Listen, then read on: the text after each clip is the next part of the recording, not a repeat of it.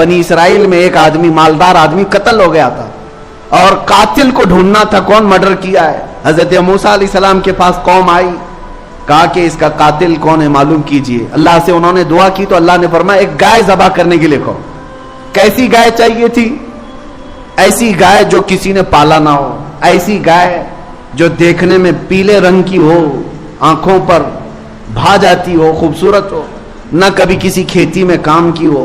اس طرح کی گائے اللہ نے قرآن میں فرمایا وہ ذبح کریں, اور اس کی پونچھ لے کر کے وہ مرے ہوئے آدمی کو ماریں, وہ خود زندہ ہوگا, بتائے گا اسے کون قتل کیا. یہ اللہ کا امتحان بھی تھا. ایک آدمی قتل ہوا ہے, اس کو جانچنے کے لیے گائے کا کیا تعلق ہے. یہاں پر بھی میرے عزیزو, یہ تعلق ڈھونڈنا تمہارے اور ہمارے کاموں میں ہو سکتا ہے, اللہ کے کاموں میں نہیں. تم یہ نہ پوچھو کہ اس کام کا اس سے کیا تعلق. بہرحال میں واقعہ شارٹ میں بتا رہا ہوں, یہ گائے ان کو کہاں ملنی تھی, ڈھونڈنا تھا. اتفاق ایسا, اسی زمانے میں ایک نیک آدمی, اس کا ایک چھوٹا بیٹا تھا, بیوی تھی, گھر چھوٹا سا تھا, چھوٹی سی فیملی, لیکن وہ بندہ بڑا پرہیزگار. اچانک بیمار ہوا. اس کے گھر میں کوئی چیز نہیں تھی سوائے ایک گائے کے بچیا. ایک گائے کی بچیا تھی, چھوٹی سی تھی. اس نے دیکھا کہ بیماری اس کی بڑھتی جا رہی ہے اور مرنے کے قریب آ گیا. میری بیوی اور بچے کی دیکھ بھال کون کرے گا؟ ہم تو انویسٹ کر کے چلے جائیں, یا نامینیٹ تو کر دیں, بیوی کے نام اتنی جائیداد, بچے کے نام اتنی جائیداد, فلاں بینک میں کچھ رکھ کر کے جائیں. لیکن اس اللہ والے نے اس گائے کی بچیا کو اٹھایا اور جنگل میں لے گیا. جنگل میں لے جا کر کے چھوڑ کر کے اللہ کو پکارتا, اے اللہ تیرے سے بہتر حفاظت کرنے والا کوئی نہیں. میری موت کے آثار قریب نظر آ رہے ہیں, اور میرے گھر میں میرا بچہ چھوٹا ہے. میں یہ گائے کی بچیا تیرے حوالے کر رہا ہوں, جب میرا بیٹا جوان ہو جائے تو اسے یہ لوٹا دینا. یہ توکل کا اعلیٰ درجہ ہے. جنگل میں لے جا کر چھوڑنے کی کیا ضرورت, میدان میں ہی چھوڑ دیتا, وہ گائے ادھر ادھر چرتی پلتی. نہیں, جنگل میں جب کہ بھیڑیا بھی ہیں, شیر بھی, کوئی بھی کھا جاتا. یقین کا درجہ یہی تو سمجھ میں آتا ہے کہ اللہ کی ذات پر کیسا بھروسہ تھا. چھوڑ کر کے چلا آیا اپنے گھر, اپنی بیوی کو بتایا میں جنگل میں اللہ کے نام پر ایک گائے چھوڑ آیا ہوں, جب میرا بیٹا جوان ہو جائے تو اسے کہنا جا کر کے اللہ سے وہ مانگ لے. کیا تعلقات تھے اپنے رب کی ذات سے, کیسے تعلقات تھے. ہونا تو یہی چاہیے کہ تم کہیں تھک جاؤ, اس کو سنانے سے بہتر ہے مسجد میں آؤ, سیدھے اپنے اللہ سے باتیں کرو. اللہ کو سناؤ کہ مولا میں تیرا بندہ ہوں, تو میرا خدا ہے, میں جاؤ تو اس کے ہاں کیوں جاؤ, تیرے دربار میں آتا ہوں.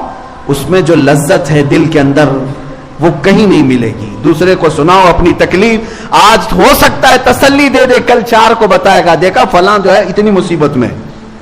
تمہیں تو وہ ہر جگہ بے عزت کرتا رہتا ہے, لیکن مولا کی شان یہ ہے تمہاری چیزوں کو چھپاتا بھی ہے اور نوازتا بھی ہے. وہ بچہ جوان ہوا, بیوہ عورت تھک گئی تھی کما کر کے کھلا کر کے, اپنے بیٹے سے کہتی ہے بیٹا دیکھ اب میری بھی عمر ساتھ دینے چھوڑ چکی ہے, تیرے باپ نے ایک گائے کی بچیا جنگل میں چھوڑی تھی, وہ ہو سکتی ہے بڑی ہو گئی ہوگی, گائے بن گئی ہوگی, تو جا اللہ کے نام پر پکار, شاید وہ تجھے گائے مل جائے, اس کو بیچ کر ہم اپنا گھر چلا لیں. یہ نوجوان جنگل میں گیا اور پکارنے لگا, یا رحمان, اے اللہ میں فلاں کا بیٹا ہوں, میرے باپ نے تیرے حوالے ایک گائے کی بچیا کی تھی اور تیری حفاظت میں چھوڑ کر گیا تھا, اب میں جوان ہو گیا, وہ گائے مجھے لوٹا دے. جنگل میں وہ پکار رہا تھا, اچانک دیکھا ایک بہت ہی صحت مند گائے اس کے سامنے آنے لگی. یہ وہی گائے تھی جو بالکل پیلے رنگ کی تھی, یہ وہی گائے تھی جو نہایت دیکھنے میں خوبصورت تھی, اور نہ کسی کی پالی ہوئی تھی نہ کسی کی کھیت میں جوتی ہوئی تھی.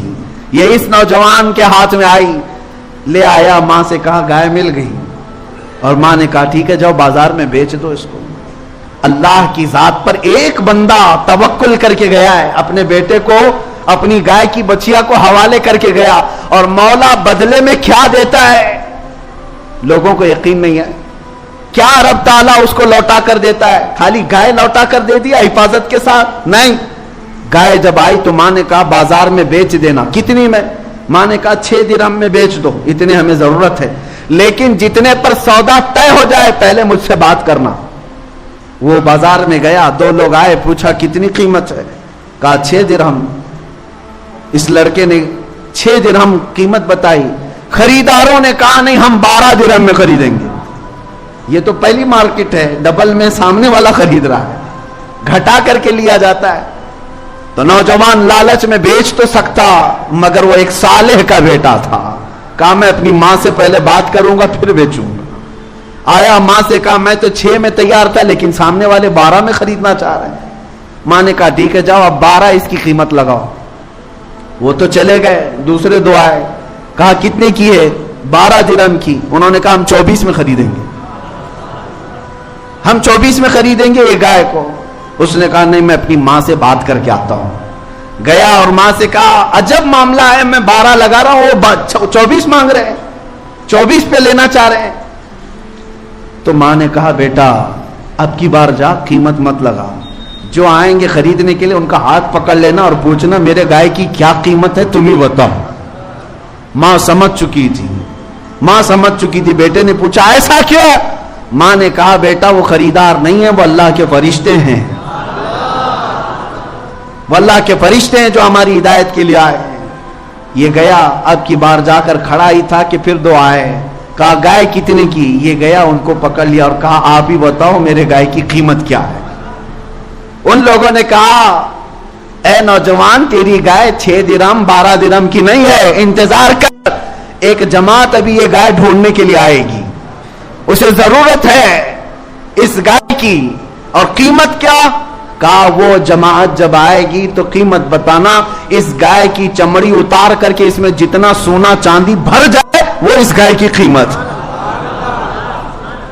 नौजवान हक्का बक्का रह गया, क्या गाय की ये कीमत हो सकती है? उन्होंने कहा हाँ हो सकती है, अल्लाह जब दिलाने पर आए इससे भी ज्यादा अता करे। अल्लाह की जात पर तेरा बाप भरोसा करके गया था ना, अल्लाह की जात पर छोड़ कर गया था, और अल्लाह जब बदले में देता है तो सिर्फ वो चीज नहीं देता बल्कि उससे कई दर्जे गुना बढ़ा करके अता फरमाता है। मेरे अजीजों, वो जमात आई और देखा गाय हूं बहू वही मिली है जिसका उनको हुक्म था। उन्होंने पूछा ये गाय हमें तो चाहिए। उस नौजवान ने कहा कीमत मालूम है? पूछा क्या है? कहा इस गाय को ज़बा करके इसकी चमड़ी भर के सोना चांदी। वो सब हक्के बक्के रह गए, इतनी कीमत? कहा इतनी कीमत है इस गाय की, उनको लेना ही था। अब देखें अल्लाह तबारक व तआला के सारे काम मुकद्दर पर किस तरह होते हैं। वो जमात इतनी क्यों फिक्रमंद थी, उनको क्यों चाहिए था कि वो कातिल कौन है पता चले। एक आदमी का मर्डर हो गया, मर गया, और कातिल को ढूंढने के लिए इतनी फिक्र क्यों? वजह यह थी कि मरा हुआ आदमी उसका माल था, और माल के लफड़े आपको पता है, या तो कातिल हड़पने वाला था या ये जमात हड़पने वाली थी कि उसका पैसा हम सबको मिल जाए। अब जाकर के शारहीन फरमाते हैं वो तैयार तो हो गए कीमत देने के लिए, लेकिन फैसला किया कौन देगा ये पैसा? कातिल को ढूंढने के लिए किसका पैसा लगाया जाएगा? तो तय यह हुआ कि मरा हुआ जो आदमी है उसी के पैसों से ये खरीदा जाए।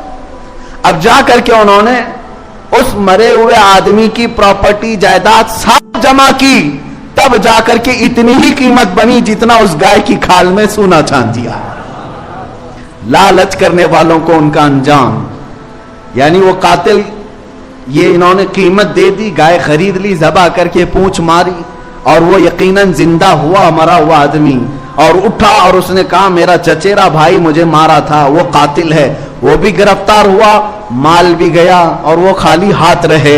लेकिन अल्लाह की जात पर एक साले बंदा जो तवक्कुल करके गया था, जंगल में बछिया छोड़ गया था, मौला करीम ने बछिया तो उसको वापस दिलाई, लेकिन जालिमों को उनके काम के अंजाम तक पहुंचाकर सालिहीन के घर को अल्लाह ताला आबाद भी फरमाता है। इसीलिए हदीस पाक में अगर तुम्हारा बाप अल्लाह की जात पर तवक्कुल करता है तो 7 नस्लों तक अल्लाह उसका फायदा पहुंचाता है। सालिहीन अगर घर में हो